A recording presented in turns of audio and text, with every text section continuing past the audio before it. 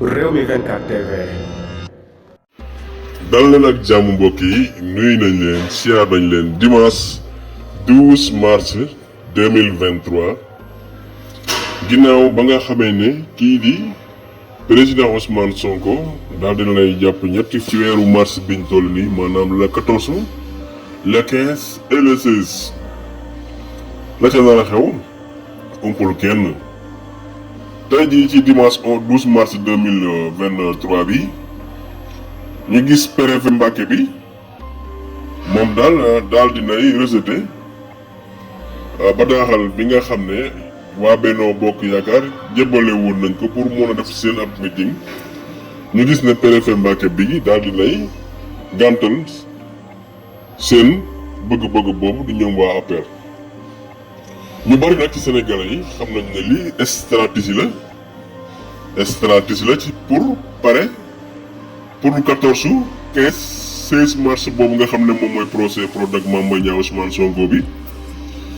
ñu jéem a fexe nu ñu rejeté yooyee date nga xam ne lii di Yewwi Askan Wi jàpp nañ ko ngir ab méga meeting bu mag boo xam ne coalition Yewwi Askan Wi fas yéene nañ koo def. loolee jaaxal na président Sall ak ñii mu àndal di waa Benno Bokk Yaakaar ndax tëddatuñ nelawatuñ ndax xam nañ ne buñ ne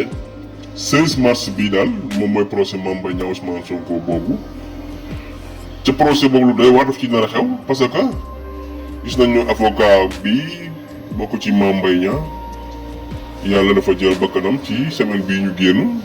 kookee ku doon défendre Mame Mbaye Niang la ku bokkoon ci ñoom la tamit. kon seen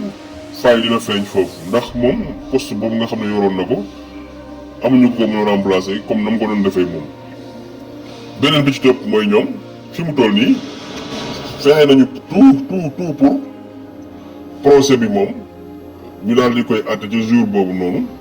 pour mën a def li nga xam ne moom mooy daal di ñu wàtte kii di Ousmane Sonko.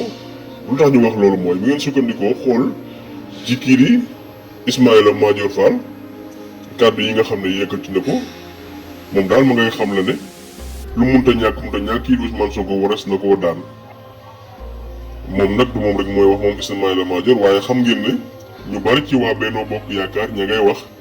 di wax ne le 16 bi daal bu ñu ko raté bu ñu ko renvoyé wat nañu leen ko àtte mu jeex lan lañ nar a def nag waaye ñii di waa opposition bi ñoom jiitu nañu leen ci loolu nga xam ne ñoom ñooñu moom la ñuy waaj a def lu ñu leen jiitoo mooy boo gisee waa coalition bii di Yewwi Askan Bi ak seen leader bii nga xam ne moom mooy Ousmane Sonko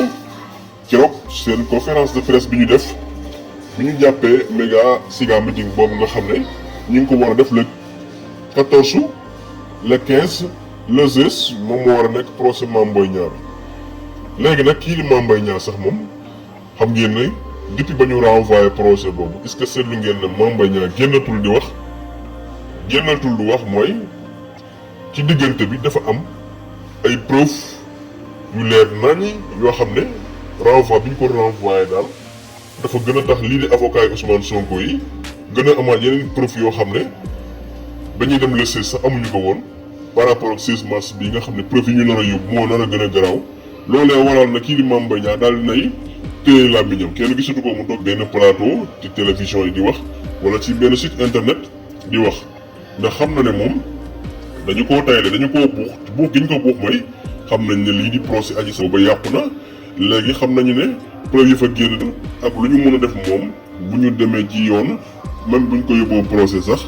kii di Adji Sarr moom yoon daf koy condamné. léegi ñu war a daal di buux nag ki nga xam ne moom mooy Mame Mbaye Niang def ko am nagu sarax Mame Mbaye Niang moom nagu sarax lañ ko def waaye dem na ba ci biir fi mu toll nii bu démb doon tey procès Prodac bii moom du porter plainte du ci dugg mukk. parce que xam na ne li ko ci nar a fekk mooy dafa nar a yàq àddunaam te fi mu toll di lekkatut naanatut tëddatut nelawatut